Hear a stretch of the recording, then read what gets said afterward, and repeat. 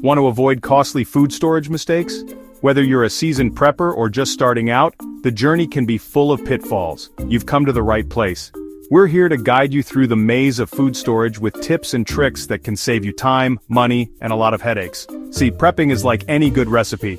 You need the right ingredients, the right tools, and a good dose of know-how. It's not just about stockpiling, it's about smart stockpiling. Now, I've been at this prepping game for a good long while, about 15 years now, and let me tell you, I've made my fair share of blunders. From buying the wrong types of food to improper storage techniques, I've seen it all. And those mistakes? They weren't cheap. Imagine spending hundreds, even thousands of dollars on food that ends up going to waste. It's not just about the money, it's about the effort and time that goes down the drain. We're talking thousands of dollars down the drain and more hours wasted than I care to admit. The frustration of seeing your hard-earned money and time go to waste is something I wouldn't wish on anyone. Now look, I get it.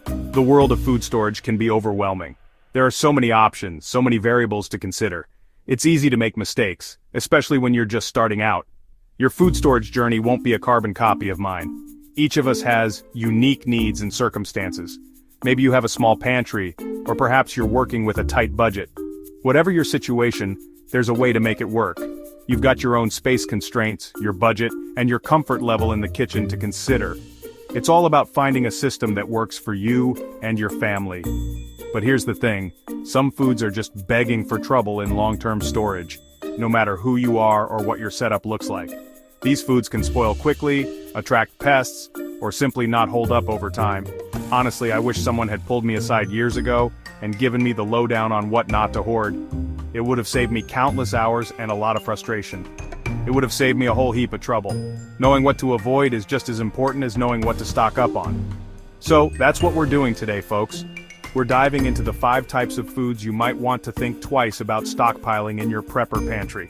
These are the foods that can cause more harm than good if not stored properly. I'm sharing my hard-earned wisdom on the 5 types of foods you might want to think twice about stockpiling in your prepper pantry. This isn't just about avoiding mistakes, it's about optimizing your storage for the best possible outcome. And a word to the wise, this isn't about banishing these foods entirely, but it's about being smart, being strategic, and making sure your pantry is prepped for anything. With the right approach, you can avoid the common pitfalls and ensure your food storage is both efficient and effective. Let's kick things off with the most obvious culprit: fresh produce. We all love the vibrant colors and the crisp textures of fresh fruits and vegetables. They are the epitome of health and vitality, bursting with nutrients and flavors that can elevate any meal. Now, I love a good tomato fresh off the vine as much as the next person. There's something magical about biting into a sun-warmed tomato, the juice running down your chin, the taste of summer encapsulated in a single bite. But let's be real, folks, fresh fruits and veggies, they are a double-edged sword. While they bring a burst of freshness to our kitchens, they also come with a ticking clock. The moment they are harvested, the countdown begins. They're the rock stars of the food world, here for a good time, not a long time. Their peak performance is short-lived, and before you know it, they start to lose their luster. They're delicate, they bruise easily, and they've got a shorter shelf life than a gallon of milk in a heat wave. One moment, they're the star of your salad, and the next, they're a sad, wilted mess. You store a head of lettuce in the pantry, and I guarantee you'll be looking at a slimy, smelly mess in a matter of days. It's almost as if they have a built-in self-destruct mechanism. And don't even get me started on the fruit flies. These tiny pests seem to appear out of nowhere, drawn to the slightest hint of overripe fruit. Those little guys can sniff out a bruised banana from a mile away. Once they invade, it's a battle to reclaim your kitchen. So, what's a prepper to do? Well, you've got options. The key is to extend the life of your produce and keep it fresh for as long as possible. Dehydrating is your best friend here. This method removes the moisture that bacteria and mold need to thrive, effectively extending the shelf life of your produce. It's like hitting the pause button on spoilage. By removing the water content, you're preserving the nutrients and flavors, making those fruits and veggies last way longer. You're removing all the moisture, making those fruits and veggies last way longer. Dehydrated snacks are not only convenient, but also pack a nutritional punch. Think jerky, but for your vegetables. And then there's canning. This method involves sealing food in airtight containers, which prevents the growth of bacteria and other microorganisms.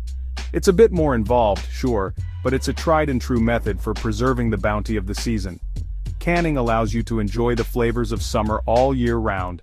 Plus, there's something incredibly satisfying about cracking open a jar of your own homemade peaches in the dead of winter. It's like a little taste of sunshine on a cold, dreary day. Next up, we're tackling the dairy aisle. It's a place of comfort for many, filled with creamy delights and essential staples that we often take for granted. Now, I'm a firm believer that everyone needs a good hunk of cheese in their life. Whether it's a sharp cheddar to pair with your favorite wine or a creamy brie to spread on a cracker, cheese brings joy to our taste buds. But when it comes to long-term storage, dairy products are like that friend who always overstays their welcome. They demand constant attention and the perfect environment to stay fresh. Milk, cheese, yogurt, they all crave the cold embrace of the refrigerator. Without it, their lifespan is drastically shortened, and they quickly become unusable. And even then, they've got an expiration date that's just around the corner. It's a ticking clock that reminds us of their fleeting nature. Now imagine a grid-down scenario, no power, no refrigeration. It's a prepper's nightmare where the luxury of fresh dairy becomes a distant memory. Your precious dairy stash is going to turn faster than you can say cheese. Spoiled milk and moldy cheese are not just unappetizing, they're a waste of valuable resources. But fear not, my fellow preppers, because there are alternatives.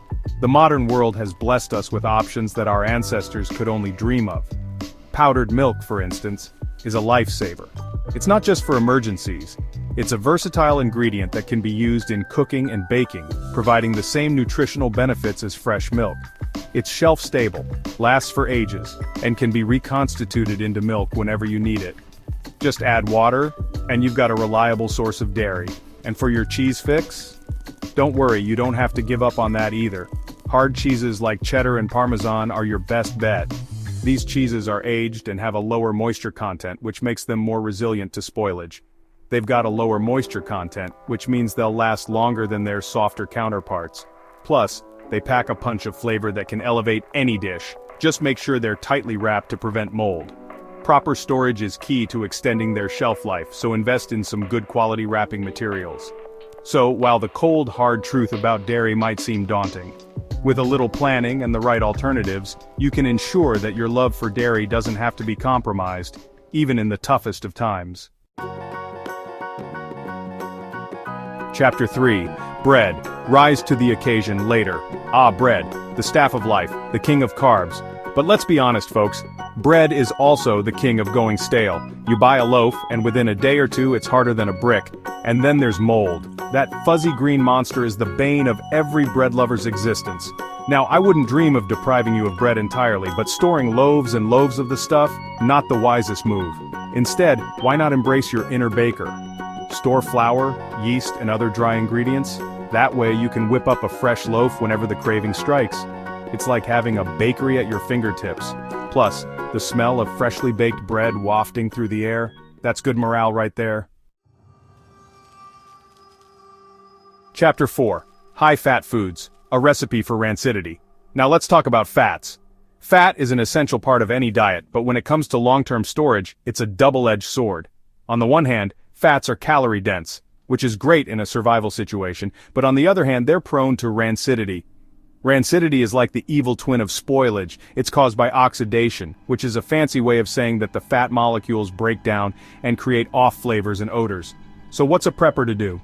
Well, first off, choose your fats wisely. Saturated fats, like those found in coconut oil and ghee, are more stable than unsaturated fats, like those found in vegetable oils.